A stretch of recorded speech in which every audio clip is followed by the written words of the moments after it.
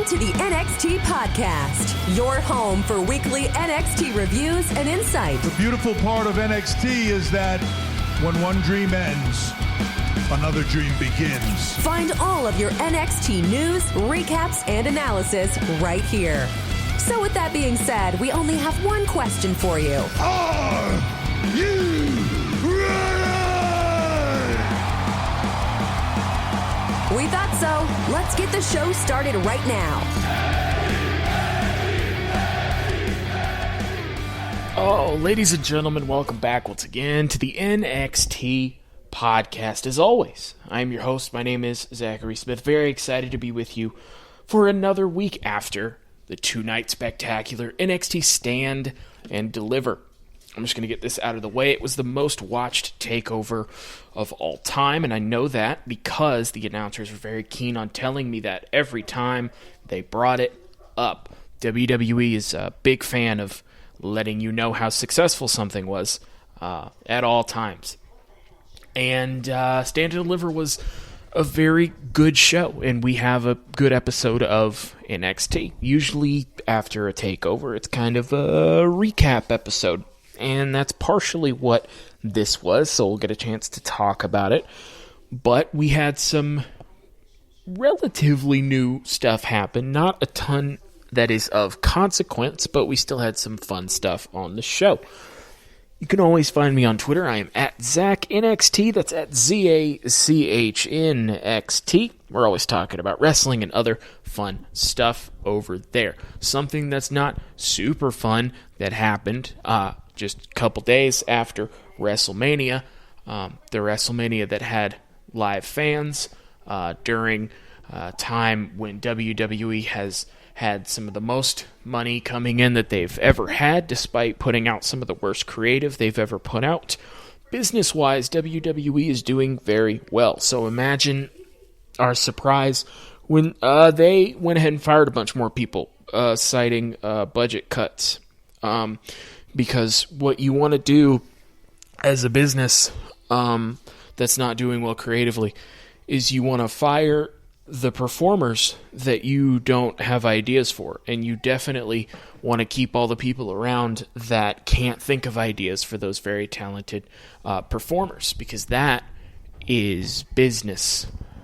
So obviously the most notable amongst these people is Samoa Joe. Samoa Joe came into the WWE and was immediately one of, if not the best promos in all of wrestling.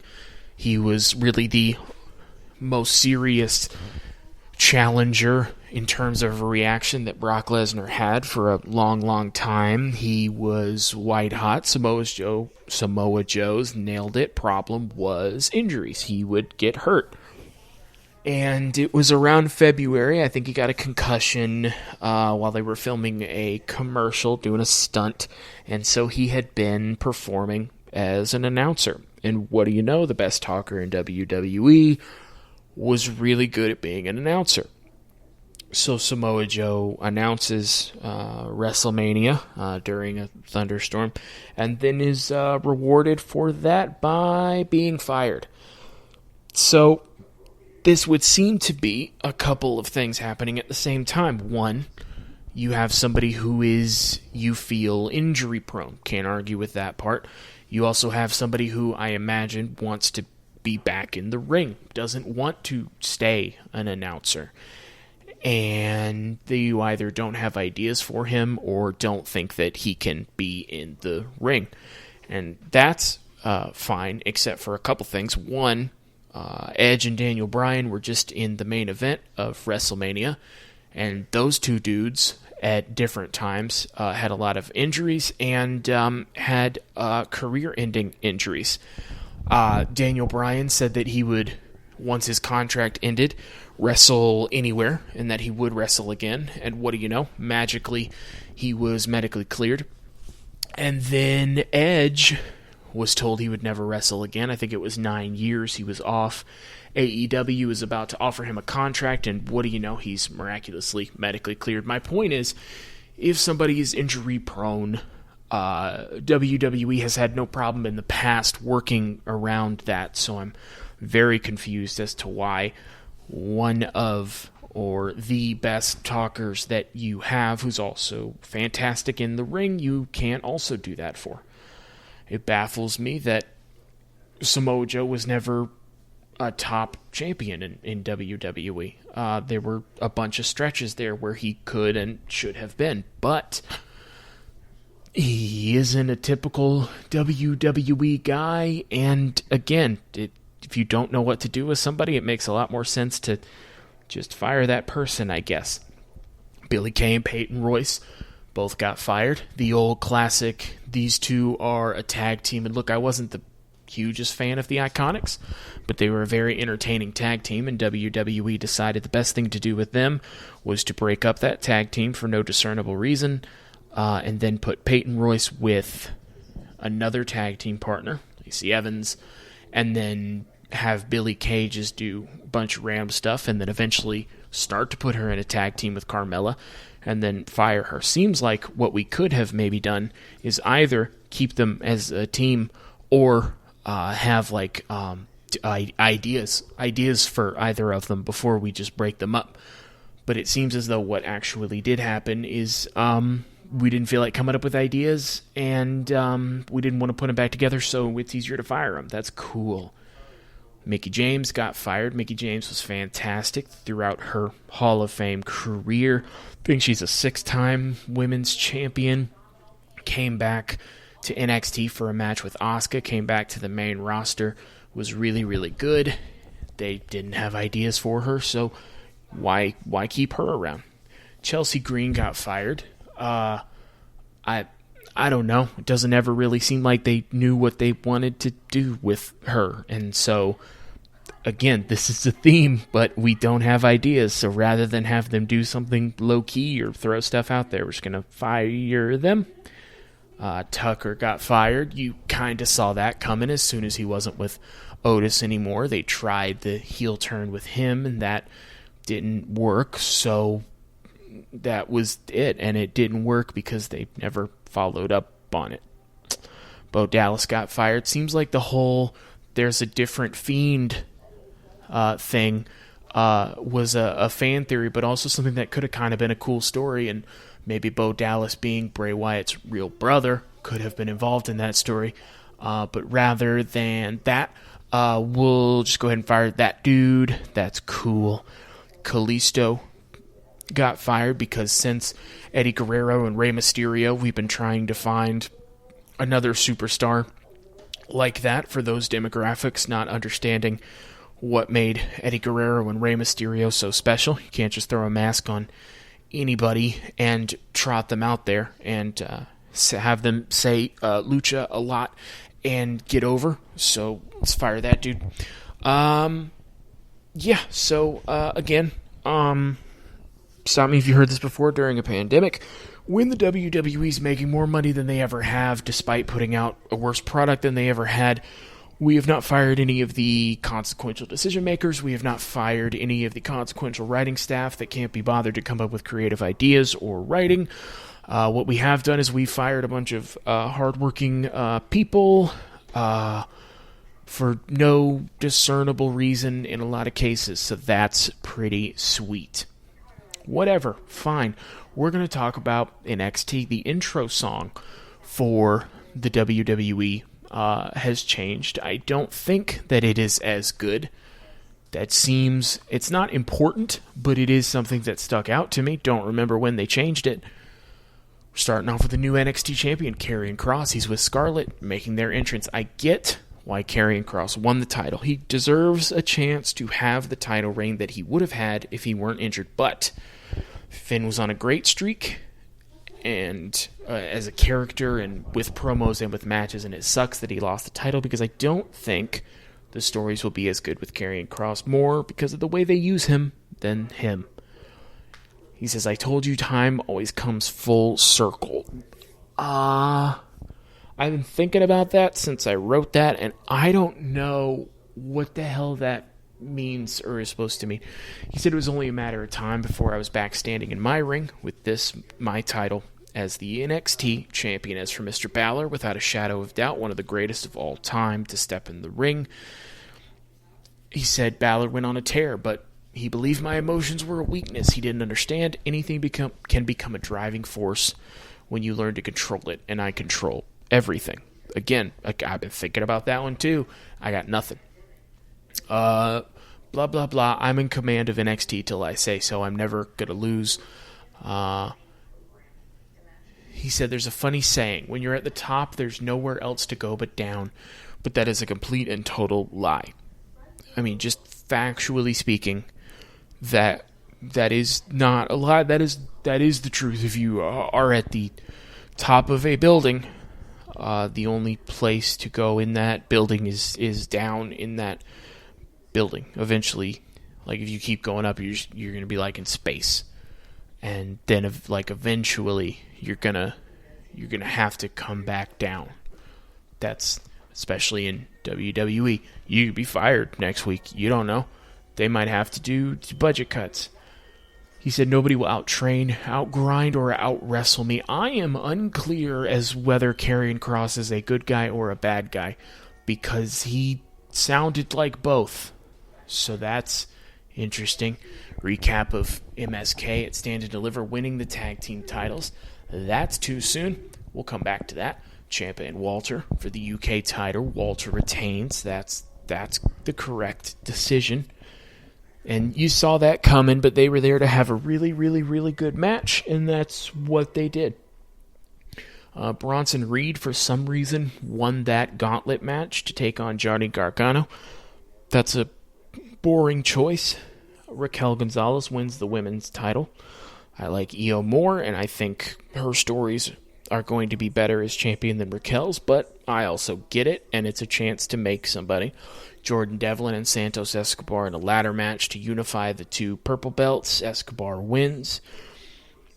Pete Dunne faces Kushida. Pete Dunne wins that one. Candice LeRae and Indy Hartwell lose to Ember Moon and Shotzi Blackheart. Sure, fine. I still say that my idea of every time the women's tag titles get defended, the champions lose would have been better, but whatever. Bronson Reed gets to face Johnny Gargano on night 2. What do you know? Bronson Reed loses. That's because they haven't done anything with Bronson Reed, so I don't know why he would have won. He's just kind of here. And finally, Karrion Kross beats Finn, winning his second NXT title. Technically, he had to relinquish it, but that still counts as 2.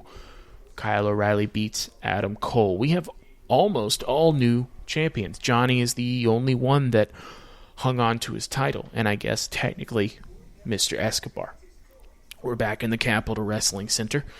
We are welcoming the new NXT Tag Champs. I said that this was too soon because this is still a new team and there hasn't been enough to connect with on them, so you don't really care about them winning. As of now, MSK nailed it. Is just a team that came to NXT, won, and then won the Dusty Classic and had like 1 or 2 vignettes that weren't very revealing. And so it's just 2 dudes who wrestle very exciting matches, winning titles. And that's about it.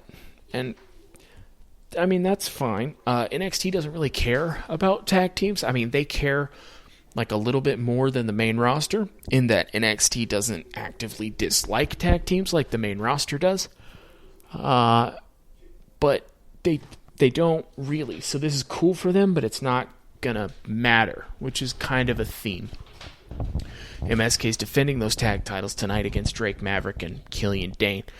MSK wins that match.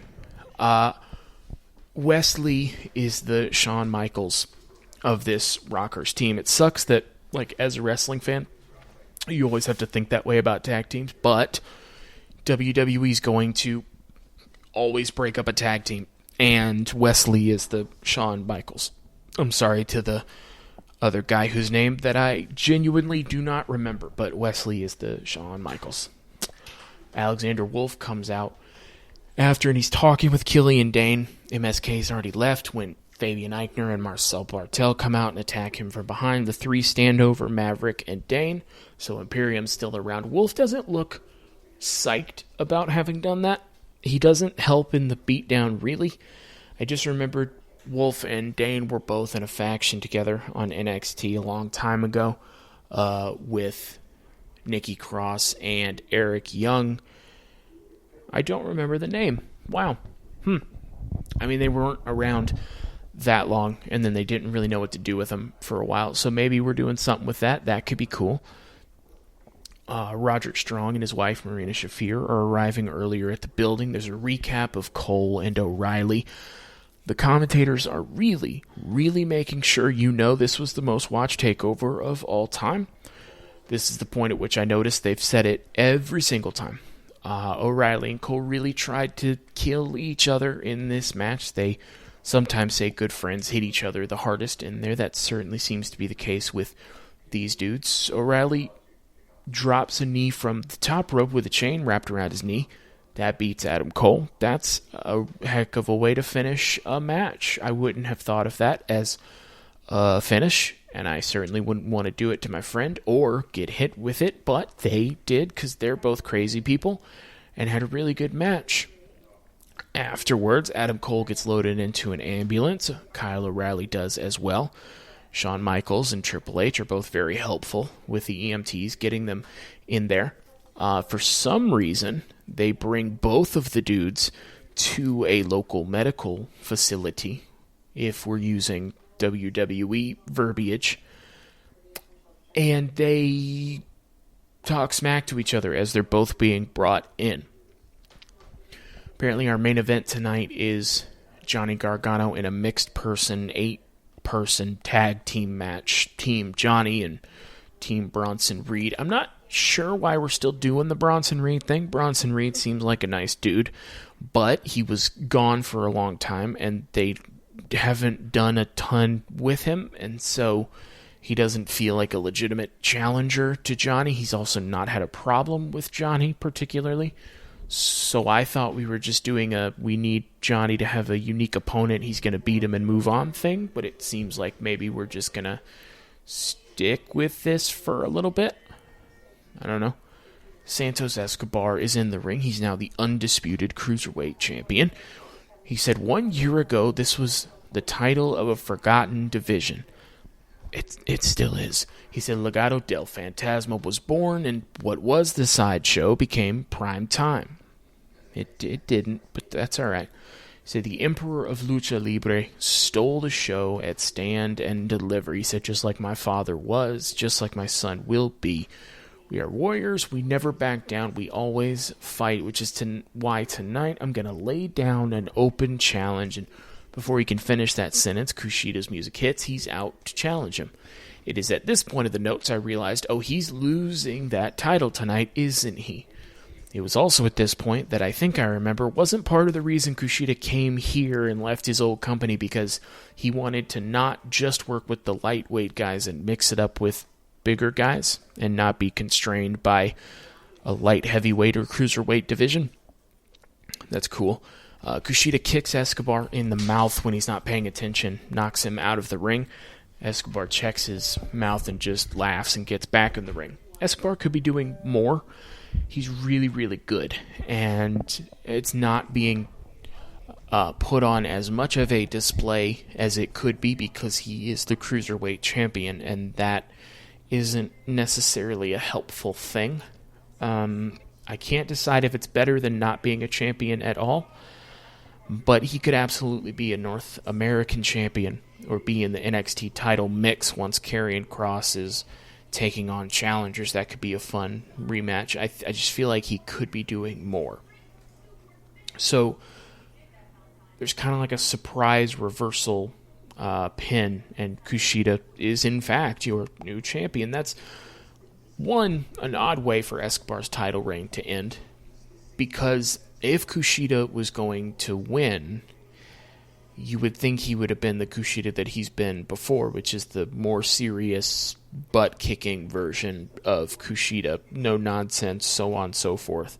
And to a degree he was, but like a surprise pin is not the character that we've been watching. And for all the not a lot that it's worth, Escobar has been the Cruiserweight champion for some time now. He just became the undisputed one. And he hasn't lost, save for Karrion Kross, in a long time. It feels like it should be something of an important thing for him to lose. So you kind of did the thing where you change the title, but you think that neither guy is hurt, and I don't think it actually helped either guy. And this is the rare instance where I think the new champion is actually worse off than he was, because Kushida is now the Cruiserweight champion, and the thing that sucks is that it's not going to matter. But, speaking of not mattering, that feels mean, but it's also true. Dakota Kai is in the ring to announce Raquel Gonzalez, your new women's champion. Boy, Dakota Kai really is just like a hype woman now, huh? Like, I remember when she turned into a bad guy and against Tegan Nox, and it was a big deal, and then they just did not know what to do after that. And ever since they won those tag titles and had them for part of one night, it feels like the only person that was hurt by that was Dakota Kai, because Raquel went on to win the women's title. She's fine. Dakota's the only one that feels lessened by all of that. Raquel's interrupted as she's talking by the debuting Taya Valkyrie, who's now being called Frankie Monet. Frankie Monet has a dog with her. Boy, Frankie Monet's a bad name. It's not good at all. This is the problem when you don't have a situation like you had with like Samoa Joe or AJ Styles, where they have the rights to their name and negotiate being able to use it. Because I know that is Taya Valkyrie. So when she turns to me and says, "My name is Frankie Monet," I know even you don't believe that. My notes from this are just that dog is cute. I'm going to be honest.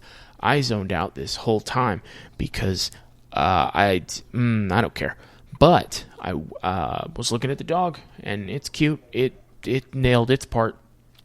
Raquel said that at the end that if Frankie Monet spoke to her like that again, she would shove the dog up her butt. I had to ask my wife what the Spanish word at the end of her sentence was, knowing full well what it was. And it means butt. And this is a family-friendly podcast, so I can't say the word that it really is. But when I'm telling you she said she would shove a dog up her butt, I need you to understand that I'd shove a dog up your word that starts with A, and it's 3 letters. So just so we're crystal clear, this feud between Frankie Monet and the women's champion is starting because the women's champion threatened to shove a dog up another adult's butt.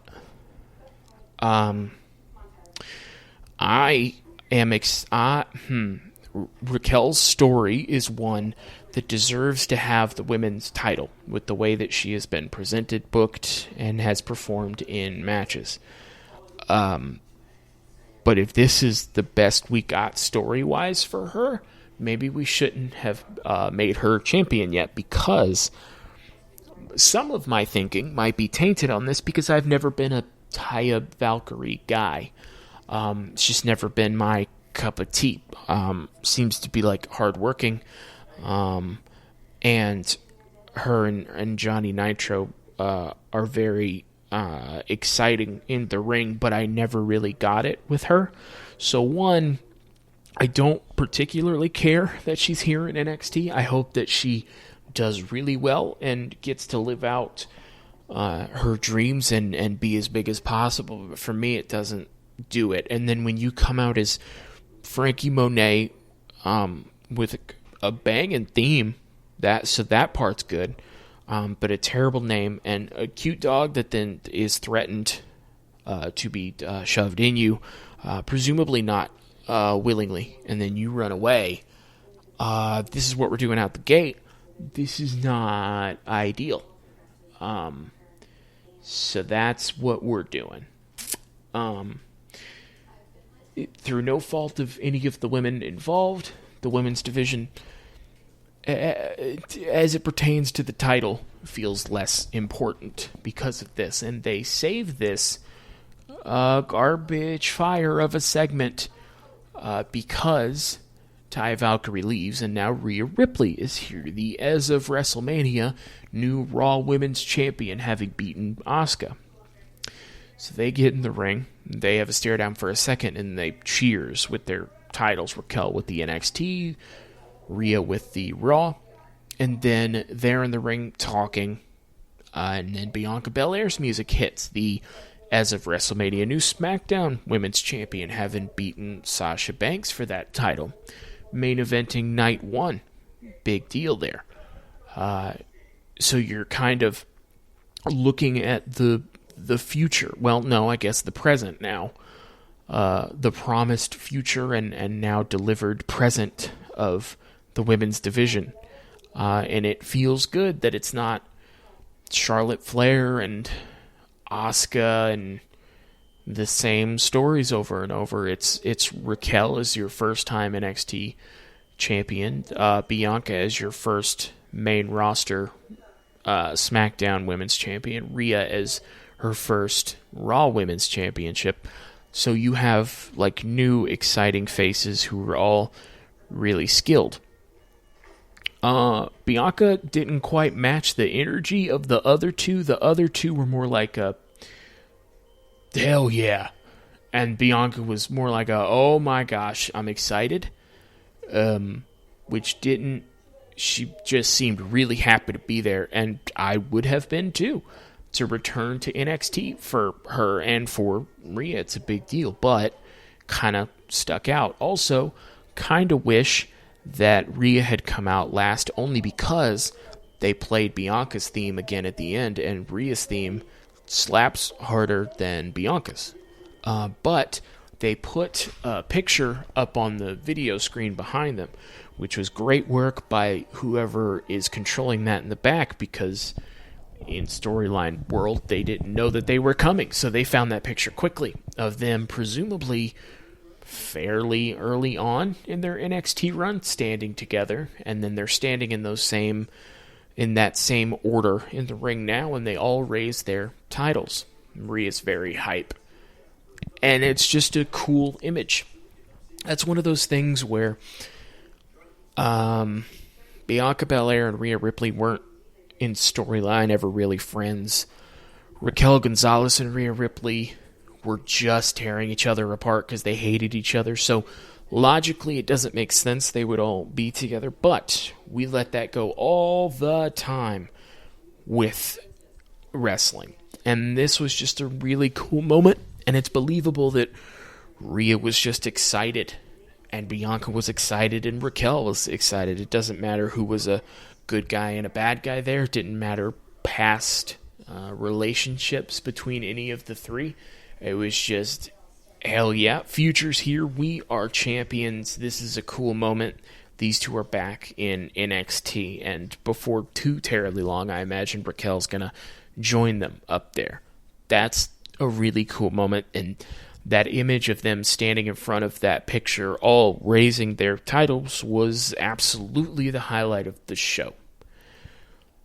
Regal's in his office, having talked about, I believe her name is Sarai, coming to NXT. It's a superstar, a women's superstar. He's been trying to negotiate into getting into the WWE for a long time, and she seems to be a very accomplished woman.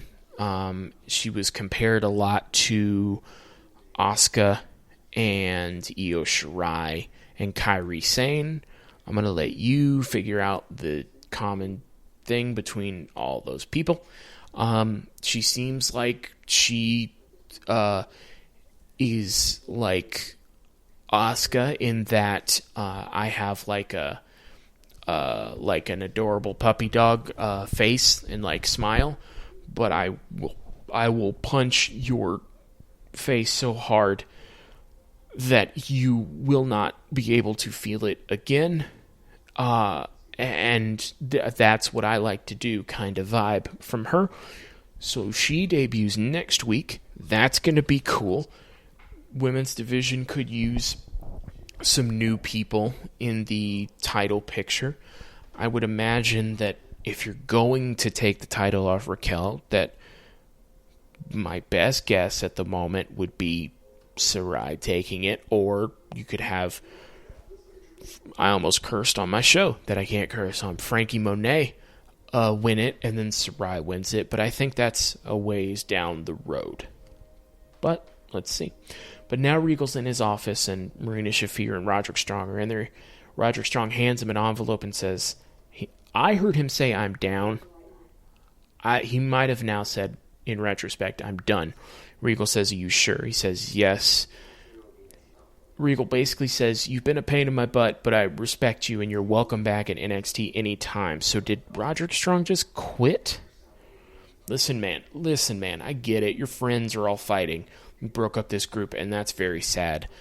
Why are you quitting? Shouldn't you just be, mad at them and want to fight them instead of, I'm going to quit? Bobby Fish is so unbothered by this, he isn't even on television. Kyle O'Reilly and Roderick Strong just finished fighting each other. You could probably jump in there and it would be like a triple threat. The one thing that you probably shouldn't do is quit. Obviously, we're doing some story here. I'm just not sure what it is. It's interesting at the moment. It's not what I thought we were going to do. I was kind of excited to see Roderick Strong get in there with Cole and O'Reilly. I thought that's what we were doing, but what the hell do I know, But Roddy will hopefully be back soon and with a good story. So our main event is Ember Moon and Shotzi Blackheart, your NXT Women's nailed it. NXT Women's Tag Team Champions. It's a lot of words in a row. Dexter Lumis and Bronson Reed versus the Gargano family. I'm not calling them the Way. That's a bad name. Johnny Gargano, Candice LeRae, Austin Theory, Indy Hartwell, or Indy Wrestling. This is a pretty crazy match. A lot of funny moments, a lot of kind of story in here. At the end, Bronson Reed top rope splash to Austin Theory, and Team Bronson Reed wins. I saved you some time because, one, you knew how this would end, as did I, but two, none of this matters at all. And that's not a bad thing. That you just finished your biggest takeover of all time. You don't immediately have to have a challenge for Karrion Kross and Johnny Gargano and MSK and Raquel Gonzalez. You can have just a fun, nothing main event. It meaning nothing means nothing. It's just a fun thing to end the show on. That's fine. There's a point at which Dexter Lumis is walking off with Indy Hartwell. Indy who's had a crush on Dexter for some reason, is pretending to be passed out, and as Dexter carries her out, she picks her head up and looks at the camera and gives a thumbs up. That was funny and weird and concerning all at the same time as we go off the air. So, next week we have Sarai debuting. Not sure if it's going to be a match or just, I'm not sure, presumably a match. We'll probably find out more about what Raquel's going to be doing. MSK probably going to have something to say to maybe Imperium, something. Johnny Gargano, I don't know if they're doing Bronson Reed again, or if we're going to get an exciting challenge for him. We'll find out who Karrion Kross's first victim will probably be next week as well. Adam Cole and Kyle O'Reilly might be around in some capacity. It should be a more back to normal-ish show. But I'm excited about it. Let me know what you thought of this episode. Let me know what you thought about the most successful, most watched takeover of all time. Again, over on Twitter, I'm at ZACHNXT. Let me know what you thought over there or anything you want to hear me talk about next week. Most of the news and notes stuff often comes from you guys, so let me know. In the meantime, that's it for NXT, so that's it for me. I have been Zachary Smith. You have been fantastic. Thank you for listening.